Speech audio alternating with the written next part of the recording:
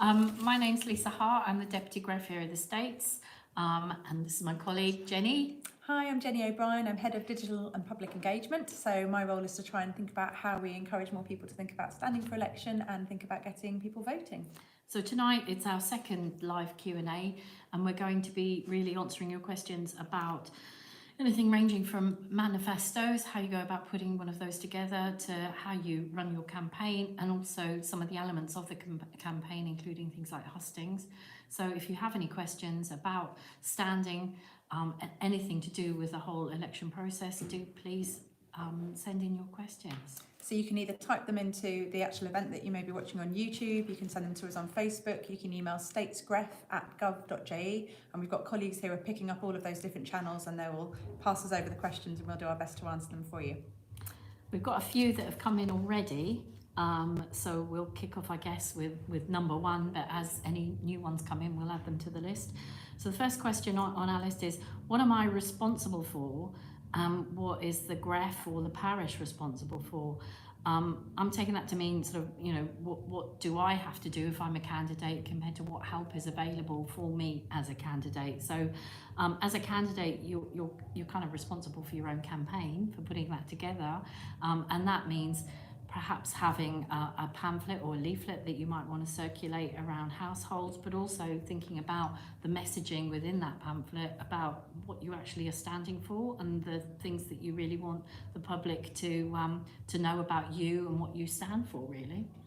It leads really nicely actually into our second question, which is, how do I write a manifesto and what must the document include? So that manifesto is, to Lisa's point about something you might want to circulate, really is your statement about who you are, what you stand for, what you believe in, and what you commit to delivering if elected. So it's really your opportunity to sell yourself to voters, to say, this is who I'm, this is what I'm about, and this is why you should vote for me. We encourage voters to look for people with views obviously aligned to their own. So it's about how you communicate your views and to think about the different issues that the island is facing at the moment, the different things that we think are going to be decided over the next few years, and how you, where your views are, where your views sit on those, and what your commitment is to voters to do something about that.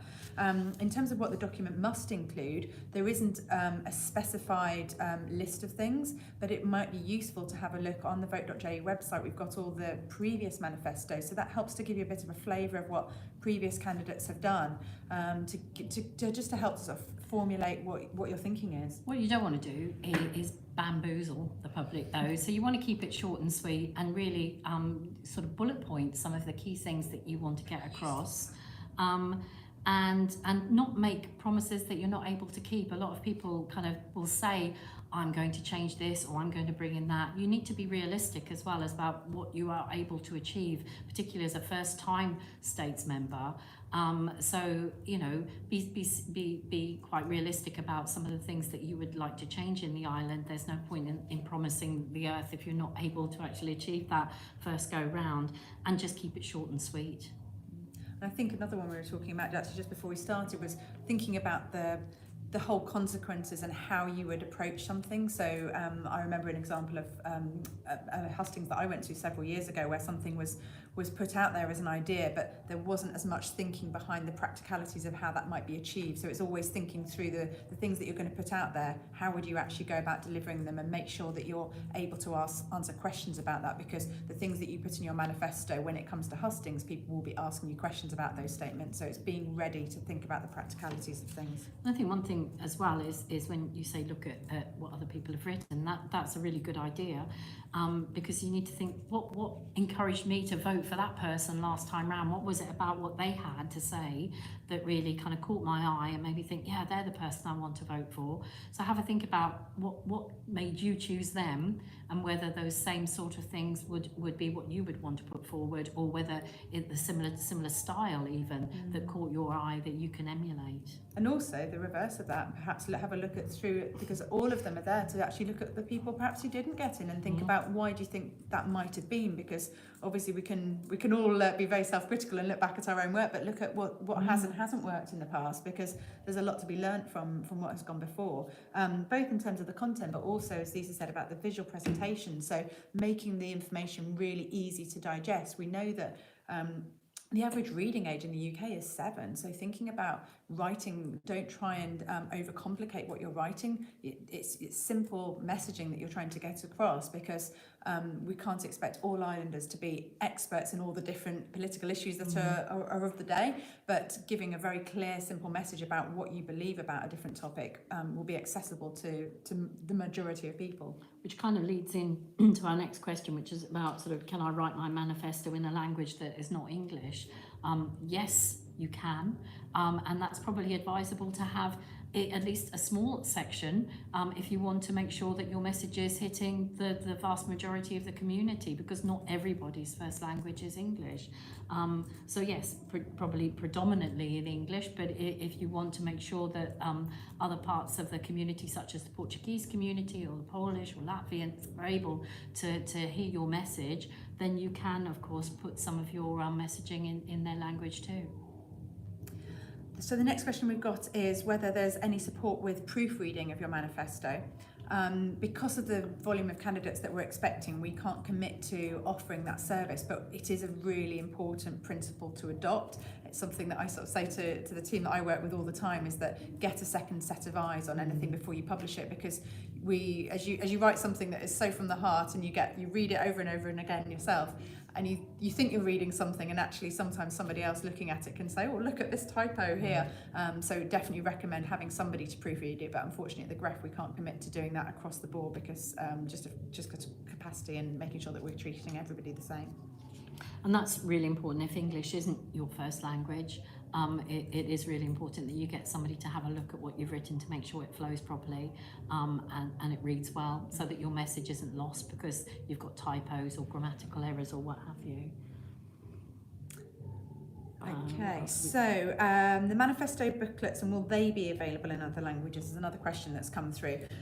So we don't translate candidates' content ourselves, but we will provide the general information for the public about the actual process of voting, obviously, and registering to vote. But in terms of the actual manifestos, that is down to candidates whether they choose to do that or not. So you will have a page within the manifesto booklet that we distribute, and we cover the cost of doing that. You can choose within your space, your word limit, whether you want to do that fully in English, or whether you want to, say, divide it into 3 different languages or 4 different languages, however many languages you choose, and have those translations of the same thing, or, as Lisa said, perhaps a smaller version of in other languages. So it is down to you as to whether you want to do that, but it's not something that we do for manifestos. And essentially what we'll provide is a page in a booklet that's going to be circulated around all the households in your district you're standing. But obviously you'll put as much information in there as you want, but you can link to your own website or Facebook page or whatever, where you can have as much as you like translated into however many languages that you're able to do so. So if you can signpost that within the page that's going to households that there is something available in somebody else's language, then that will hopefully attract that person's attention, and I'll think, oh, this person wants my vote and has done something specifically to try and encourage me to be interested. So that's a good way of getting their attention and a hook of them reading more about you as a candidate. And on that same subject, it's also worth thinking about if you were to create videos that you put on your social media account to explain more about your manifesto and introduce yourself, thinking about subtitling that in different languages. So it's thinking about the accessibility. We know that we've got a diverse population in Jersey, and it's making sure that you're not isolating a whole population of the island who actually can't access your content, and will therefore likely not vote for you because they won't be able to understand what you're communicating. So we're thinking about the different channels that you use and how you get that across. So what we will offer you is a page in that booklet, as we've mentioned, and we need you to submit that quite shortly after the nominations are announced, so that we can get that printed and circulated around the island. And we're thinking it's around the 20th of May well be the deadline. So it's probably a good idea to start thinking about what you want to say well in advance of submitting your nomination. Otherwise you really will be up against it to hit that deadline. And then we will pay for those booklets to be circulated around the island in the individual districts. So you yourself don't have to pay for that. But if you decide that you want to produce your own booklet or leaflet or or something to go around into people's letterboxes, then obviously that's down to you to print and publish.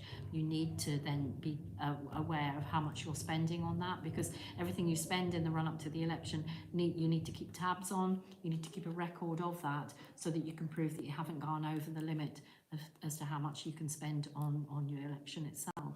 And the important thing on that is that campaign period, when you've got to be thinking about everything you're spending, starts on the 22nd of February. So it's that lead in up to the election. So it's well before the nomination date. So just to be aware of that. So if you're going out and getting rosettes made, or ordering some banners, or even getting some pamphlets printed, if it's after the 22nd of February, then every penny you spend has to be accounted for to go towards the total sum that you're allowed to spend. Okay, so that so kind of covers manifestos in general. Although an awful lot of help and information to do with manifestos will be available on vote.je, which is a really good place to go for information about everything to do with standing for election and also voting in the island nearer the time. And of course, we're also available to answer questions. If you have specific things as you come to writing it that you need to come to us, we're always available to answer questions. Absolutely. So should we move on to hustings? Okay. So what is a husting? I mean, I guess a husting really is just an event where you and other candidates get together to answer questions from the general public about all of the issues that are important to the people who are going to be voting for you. And they might be island-wide things, or it might be just related to the district in which you're standing. So it might be a very parish-related issue that's got everybody up in arms. So before you have that meeting, before you stand for election, it's a good idea to get yourself up to speed on what some of the key issues are that are likely to crop up at hustings. And I think it's pretty easy to do by just kind of glancing through the media over the few months leading up to the elections. I think it's pretty likely that some of the things that are in the news at the moment will still be knocking around in June next year, sadly. Population, housing, the hospital, all of those sort of things are definitely going to be in the top 10, aren't they, Jenny? Absolutely. And even thinking about looking at the what's on our States Assembly website at the moment around the government plan, because obviously those plans will carry through for the whole of next year. So it's worth having a look at what's in there, because those are things that the new Assembly will then take over responsibility for running. So that's a really good place to look. Obviously, we've got the government plan debate taking place the week of the 14th of December. So, how do I organise a hustings? What am I responsible for, and what is the Greff or parish responsible for? Is our next question. So, the hustings, what the Greff offers is that we will do one hustings for each district for the deputies and each parish for constables. We plan to do that digitally, so people will be able to watch it online, submit their questions online. We will cover the cost and organisation of that, and obviously all candidates within that district or parish will be invited to participate. The traditional type of hustings is obviously in person often, in parish halls often. Candidates will be able to organise those themselves if they want to, but the one that we will organise will be the online version, which we hope will give as wider access to people as possible. But the in-person really is then the responsibility of the candidates to come together within that district or parish to organise that themselves. So we've had a question in. If I choose to campaign against a candidate or party, will it include my campaign as an opposition in your official booklet? And the answer really is no. If you are standing as a candidate on a particular platform where you're not particularly in favour of a party's manifesto or some of their key points that they're going to be driving forward, then obviously we'd include your points of view within the booklet. But if you are simply campaigning so that somebody doesn't get elected, then no, that's for you to do outside of our booklet. And also to be aware that within the elections law, if you decide to do that and set yourself up as a campaigner against a particular candidate or party, again, that expenses law applies to you. So if you spend any money after February the 22nd, producing a leaflet or campaigning or going around or putting things through people's letterboxes about a candidate or party, then you are required to submit an expenditure list at the end of the campaign, and you have to show what you've spent your money on, and you cannot go over the limit either. And it's something that I think a lot of people might not be aware of, that they will actually be liable as a third party for expenses next year. So obviously if you go online, that's fine, but any money you spend will be, you'll have to allocate. Right, our next question is, where can candidates post campaign posters and leaflets? Is there anywhere that is off limits? We will provide guidance to candidates nearer the time based on advice we get from infrastructure, because obviously you can't be putting banners and posters up where they will interfere with visibility displays and traffic and all the rest of it. Generally though, and it also there's rules on sort of how high up a lamppost your poster needs to be and all the rest of it. So those guidelines will be available on vote.je nearer the time, so you'll know exactly the right way of putting all your wares out. We're going to have a Jersey Electoral Authority next year who will provide oversight of campaign conduct. So all of the candidates will have to adhere to a code of conduct, and not just them, but their campaign supporters as well. And that will include stuff about where you stick your poster and not putting your poster on top of somebody else's. If they get there first, I'm afraid they've got the best pitch. You can't take theirs down or put yours on top.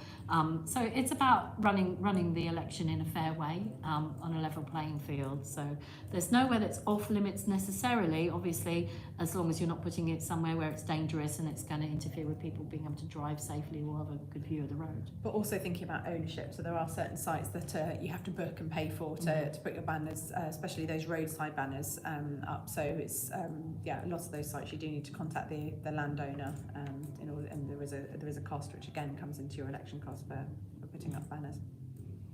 Okay, so I think we're back onto Hustings. So how do I organise a husting? Do you want to cover that one? I think we've just done that one. So when and where the hustings be held, I think we've covered. I mean, hustings are aside from the hustings that we would organise, it's entirely up to you and the other candidates in your district if you want to hold one of those traditional events in person. Obviously, we don't know where we're going to be in May, June of next year in relation to COVID.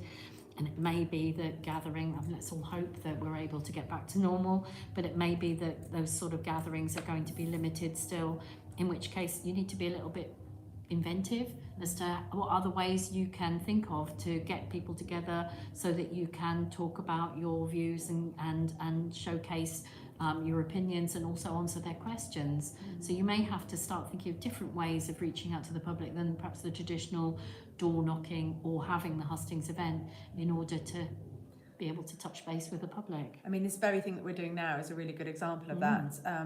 There's no cost to it apart from having a sort of computer set up. We're very lucky to have a light ring today, which we hope means we've improved the quality of Did our... you say it takes 10 years off us? Apparently, let's hope. Goodness knows how we looked before. But actually, this kind of setup where you can answer questions and you can have somebody else looking at the questions coming in to feed them to you so you can be answering them, is a really good way to reach out to the community. You can, and it's free. It's absolutely free, yes. And even if you want to do some promotion on social media, obviously that's a cost that you would need to record, but it is really a really cost-effective way to reach a lot of islanders. We know there's a high proportion of people on and using different platforms. It's also worth thinking about what channels you use to reach different populations. So there's some really good numbers out there about who sits on which sort of social media platforms. So we know that the younger generation tend to be more on the sort of TikTok and Snapchat and Instagram, and then Facebook tends to be sort of middle to older ages.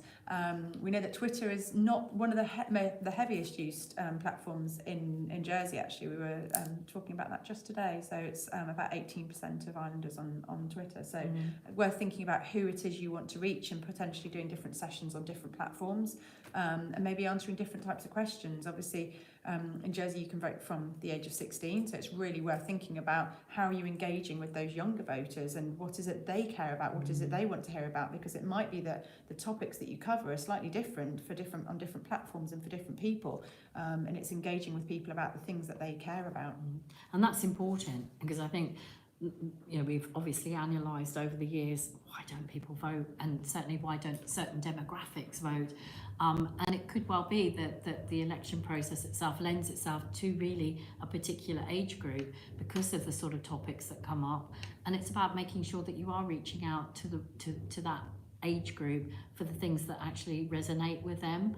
And like you say, the things that a younger person would be interested in and are keen to see and hear the views of in their candidates would be very different from somebody who's a wee bit older. So it's about really looking at a range of ways of reaching out and using the most age appropriate, but also thinking about the topics that you're discussing when you are doing that reaching out, so that it rings a bell with the people back home. So one of the things we will be doing at the Gref too, which we'll share with you, is a survey for the public to share their comments about the things that they want to see covered in the hustings, the things that they care about. So we will share that information with you openly, so you can actually see that data that comes in and what the demographics are that care about the different issues, which we hope will help to inform you and help connect candidates with voters. I mean, hustings up until now have not been enormously well attended, so anything that rejuvenates or reinvigorates that process and gives it a bit of a shake up to make sure it reaches out to as many people as possible has got to be a good thing. And that's not saying that the traditional style of hustings is a bad thing, and that's a lot of people will still want to have that event, and that's great, but it's looking, as I said before, for inventive ways to reaching out to other people and holding a similar sort of event that isn't necessarily in a parish hall on of an evening, at different times of the day as well. Setting yourself up in the middle of St Helier, you know, at a table outside the shops in King Street, to allow people to come up and chat to you is just as good a way of gauging their opinions and also being able to talk to them about the things that are important to you. We've had a question in, Jenny. Okay, if I campaign as a don't vote for as a candidate or party, will the same restrictions apply as candidates read posters on lampposts or other places? Yes, yeah, absolutely. I mean, basically the code of conduct will apply to those who are candidates as well as third party candidates or campaigners. Third party, we mean people who aren't necessarily standing themselves or supporting someone else, they've just got an opinion. So yeah, those rules will apply. Bottom line is we want to make sure it's a level playing field for everybody, and that, you know, the rules of engagement are fair, and that there isn't a smear campaign or somebody going around sort of putting something over the top of somebody else's posters almost as soon as they've put them up.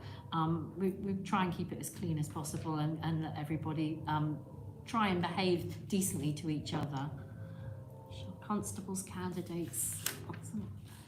Shall constables' candidates' official manifestos be circulated at the expense of the parish or general public? Yes, I think so, because constables are states members in the same way as deputies, you know, so there's absolutely no reason. The constables are up for election in exactly the same way as the deputies in their parishes. So they will be included in that district booklet that we're going to send out. Yeah, all 49 members of the states have an absolutely equal vote when it comes to debate. So it's important that we equally treat them in the same way. One thing, I'm not sure if that's what the person meant in this question. It wouldn't be the parish that would be paying for that, and it certainly wouldn't be appropriate for, say, a sitting constable to use their parish funds in order to circulate publicity about their re-election. And again, that's all going to be covered by the code of conduct that I mentioned earlier. But they get the freebie that we're offering within our manifesto document in exactly the same way as those standing for deputy. I think that's what they meant, isn't it? If it's not, then please let us know, yeah. And we'll try and we'll try and address your question. Okay, so I think. So where and when are hustings held? I mean, really, once we've had the nomination announcement, you can start arranging the hustings. Obviously, that's the start officially of the election period, which runs up to the day before the election day itself on the 22nd of June next year. But you probably would want to hold the events a wee bit earlier, because pre-poll is going to be open, we think, between the 13th and 17th of June. So people will be able to go and cast their votes a week before the actual polling day. So it would probably be a good idea to have held a hustings so that those folk have had an opportunity to hear your views and see you put on the spot answering questions about issues that affect islanders. So yeah, I would say that as soon after nomination is announced on the 18th of May, you'd want to organise something. Brilliant. We've talked about watching a hustings from home with our recorded one, which you will be able to either watch live or or we'll make available on the YouTube channel to watch at home afterwards at your leisure. Can you submit questions for candidates to answer at hustings? Yes, you can. There'll be an opportunity to do that again, either in advance. Excuse me. You've got some water. Excuse me. Yeah, you can do that in advance in exactly the same way as we've organised this evening, that you can put some questions in advance, or actually during the event itself on the ones that we're going to be running, which will be online. The way it works in the traditional event is that people rock up and stand up in a hall and get chosen by the by whoever's chairing the event to ask their questions. In the past, what tended to happen is that everybody at the beginning of a hustings had an opportunity to make a little speech about, you know, what they stood for, which did take up quite a lot of time. If we only had 2 hours for a hustings event and there were 12 people standing, then if everybody spoke for just 2 minutes at the beginning, that's half an hour of the event gone before we've even answered a question. So in order to make sure that it's a more snippy, snappy and interactive event, it's probably an idea that people don't make the speeches at the beginning and we just go straight into questions to maximise the time that the public have to answer the questions from or to get answers to their questions from those on the panel. Go on then. Good question. If none of the above vote is returned, how many votes will it need to succeed over other candidates, and when will the election be rerun? None of the above is a new thing for next year, and what it will do is two things really. Firstly, it will guarantee when there are the same amount of candidates as standing as the positions available, or less candidates standing than the positions available, it'll guarantee that an election has to happen. So it won't be automatic that people will be elected unopposed, which is what has happened in the past. So that's one thing it will do. And the second thing is that for those people who say that they don't vote because they don't like any of the candidates, nobody really ticked their boxes, nobody was saying anything that they really felt aligned with their views, that instead of simply not attending and not casting a vote and effectively losing their democratic right to vote, they're able to still go along and have their say by voting for none of the above.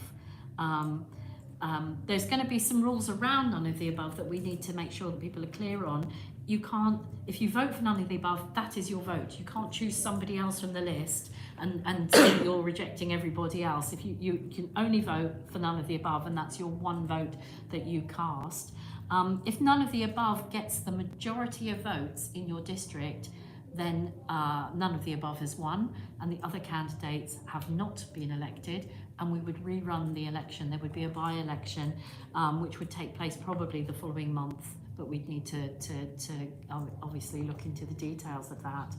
If none of the above came second, or third, or fourth, then everyone else would be regarded as having been elected, but that none of the above vote would be counted as you having at least had your say, that you weren't happy with the standard of and quality of the candidates. So rather than spoiling your vote, which is your only option at the moment, or simply not voting at all, which is a shame, you'll be able to cast that vote. But we will, it's quite complicated. We will be running a campaign to make sure that everybody's absolutely clear that if they use the none of the above option, they do so without spoiling their vote. And making sure that it works. But yes, it's only if none of the above is the top scorer that the other candidates don't get in. I hope that's clear. It is a little bit complicated. So, election campaign questions we'll move on to now, I think. The first question is, does someone help me plan and deliver my election campaign? And when do election campaigns start? Do you want to take that one, Jenny? Okay, I'll try not to cough this time. Apologies, I've got some fluff in my throat. In terms of planning your election campaign, that really is the responsibility of the candidate. You can start planning your election campaign now. In terms of really launching it, I think really it's obviously after the nomination nights. You want to think about sort of building your connections with the community, but also not going out too soon that you kind of fatigue by the time it actually comes around to elections. We're obviously about 6 months away at the moment, so it's thinking about planning now. Like Lisa said earlier about manifestos, if you can be thinking about what that looks like, it means that when it comes round to the nomination night and you submitting, then you're really ready to go. So this is a great time to be thinking about getting everything ready to go live, and we will be doing a lot of work as well to sort of try and raise everyone's awareness that the election's coming, where to find information and things. If you want to have your own website, it's obviously building that website, thinking about your social media presence. I mean, you can obviously talk about the fact that you plan to stand and want to be nominated next year. You can do that right away, but really in terms of going big on your campaign, we suggest getting a little bit closer to election period, just to make sure that you don't fatigue and other people don't fatigue. And it's not a solo pursuit, because although you're standing, you're going to need a few people helping you, because I think it would be very, very hard to get elected if it was just you on your own. Firstly, you're going to obviously need 10 people to support you, to nominate you, to propose you and nominate you, and fill in your form that goes in for nominations. But also you could do with that many people, and probably a few more besides, to help you with things like door knocking and leafleting, and just really helping spread the word, because one person on their own, some of the districts now are going to be quite large, rather than just being a small part of one parish or just one parish. Some of the districts actually incorporate 3 parishes joined together, and the idea that you could go door knocking around all of those during a 5-week period, I think you'd be pretty good, hard pushed to go and knock on every door. So if you had a group of pals who were able to go out and help spread the word as well, and do some leafleting for you, or just talk around the parishes to encourage people to vote for you, then that's a good thing to do. And obviously then now's a good time to sort of start asking your friends if they'd be willing to help support you, because it is, everyone looks very slim on election night because they've done a lot of walking over those 5 weeks. So election campaigning, you're quite right, Jenny. I think you don't want to start walking around town with your rosette on just yet, but it is a good idea to start thinking and planning, because we're only 5-6 months away, and really you want to have everything pretty much sorted for around April time, so you're good to go as soon as we're off the starting blocks. This is a big question, and we touched on it a little bit. How much of my own money do I need to spend on my election campaign? And the answer, sadly, is as much as you're able to afford, but up to a limit. We don't provide any financial assistance for you in terms of a sort of a grant or anything for you to stand. But as we've said already, there's lots and lots of ways that you can maximise and publicise your opinions and views across the island for free. Absolutely, and I think that's part of that sort of getting ready now and getting yourself set up, because if you can build yourself a following on social media, for example, and we would recommend having a page which is your professional page rather than just your own personal profiles when you're doing that. It really is a great platform then to be getting your messages out there. There's lots of channels, as we talked about, videos like this, live question and answer sessions. Obviously we print the booklets for you that your manifestos go in, so there are lots of different channels that are available to you that don't cost a lot of money. And actually, as Lisa mentioned, even being in the town centre and being there to meet and greet people and talk to them about your views. There's lots of things that you can do on a low budget. But if you want to use obviously your own money, then those spend thresholds will apply. Yeah, I mean, it shouldn't be. What the idea is that it's not about how big a bank balance you have that buys you your seat, and quite frankly, we're not expecting people to have sign writing and all the rest of it. It's about having that even playing field so that everybody is equal, and it's not the rich people who can afford to have a flashy campaign that ultimately get elected. And really, you can have the most effective campaign, but very low key and very low spend. But you do need, as we've said before, to keep an eye on how much you are spending. from February the 22nd. You know, keep tabs on everything that you shell out for. The maximum amount that you can spend is £2,050. That's the spending limit, but that's not the total, because that's what really you should use as your guideline, because you are also allowed to have, this is where it gets complicated, an extra 13 pence per person on the electoral register of your district, right up to the day before the election. So the more people who are registered in your district, you get basically 13 pence for each of them. So the parish will be able to tell you when you're nominated roughly how many people are on the register at that point. And then there's a supplementary register which runs until a week before the election, and so you'll get an extra few 13 pences that you'll be able to spend nearer the time. But you do need to, I would say, you know, the figure you get on at nomination time would probably be around sort of 3,500, I would think, to begin with, and that I would aim for to keep tabs on. But you can have a really good campaign for well under that amount if you maximise the use of the stuff we're providing for free, and also, as I said, have been inventive about some of the other things that you can do that doesn't cost any money, but really make sure that you're in the public eye. And again, I think the important thing isn't always about spending lots of money and having lots of posters. It's about getting that messaging right, and it's really how you resonate with your voters. And actually, it's those policies and things which every islander will receive the campaign booklet. Every islander will have access, if they've got online access, to the vote.ju website where your manifesto will be. And their video. Yeah, and we also film every candidate. You have a 1 minute video where you get to talk about, you know, basically talk your manifesto, so people can get a flavour of that way.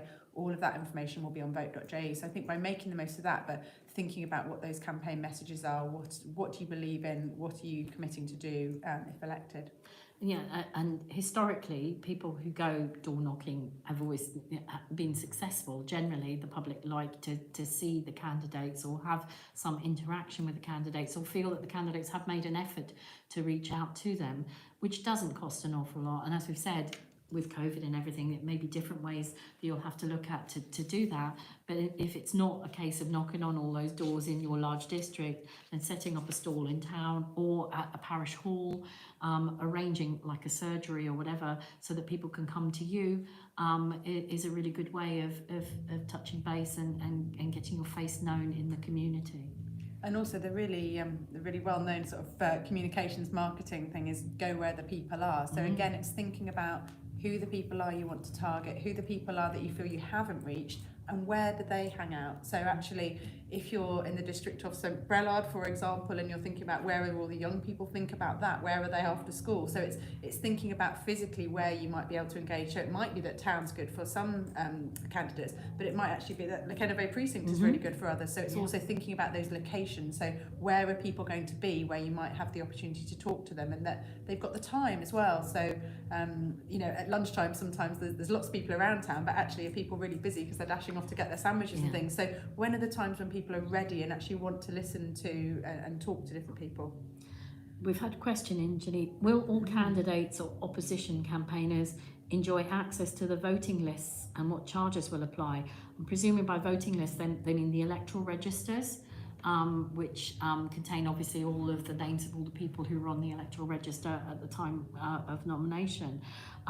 Those electoral registers are available to any candidate, but there are some hoops that you need to jump through in order to have access to them, and that also includes registering with the data protection people at the Office of the Information Commissioner, because obviously you've got details about people's addresses and so on, and you are only supposed to use that information during election time. Again, all of the information pertaining to this is going to be available on vote.je and will be included in the Code of Conduct that I mentioned earlier that the Jersey Electoral Authority will be putting together, because it is important that people look after and are respectful of the information that they're given that relates to the people living in their district.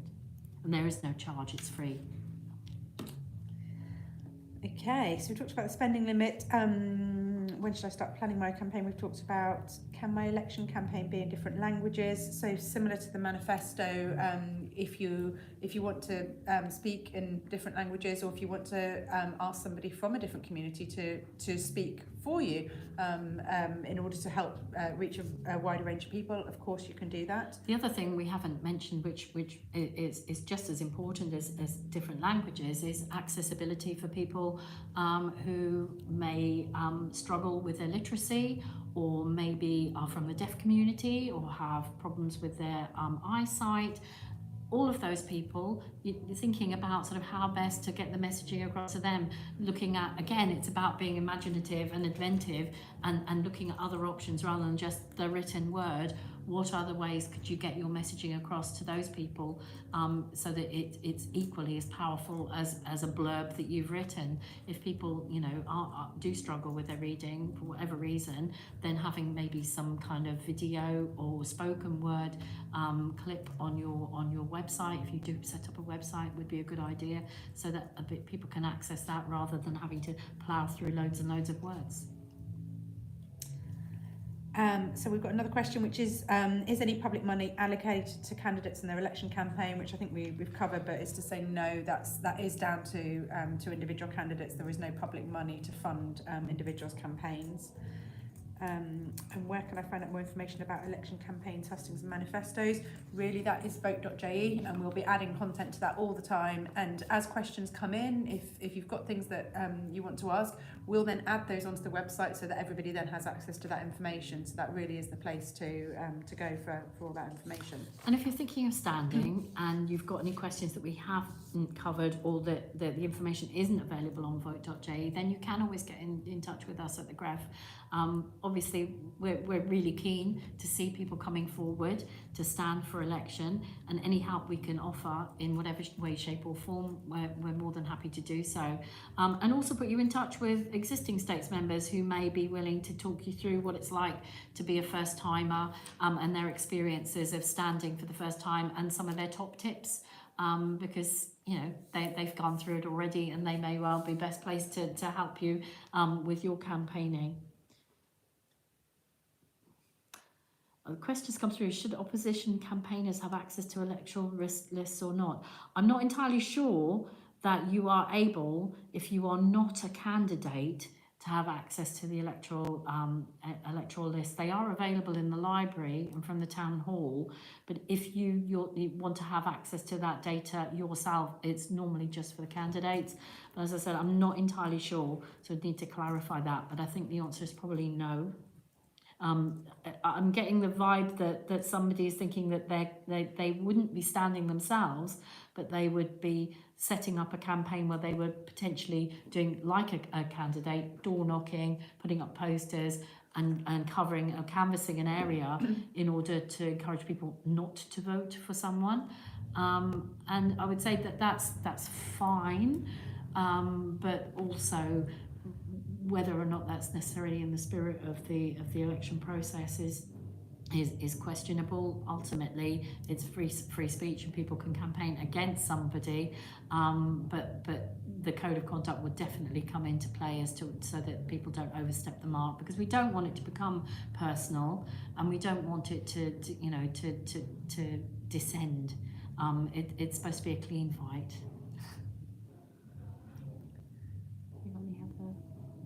Brilliant. Well, I think that concludes the questions that we've had sent in this evening. So thank you very much for tuning in. I hope it's been useful. And as Lisa said, if you have got further questions, we're always available. The email to reach us is statesgref@gov.je, and all the information that we've talked about this evening will be on vote.je, and we will be keeping that up to date.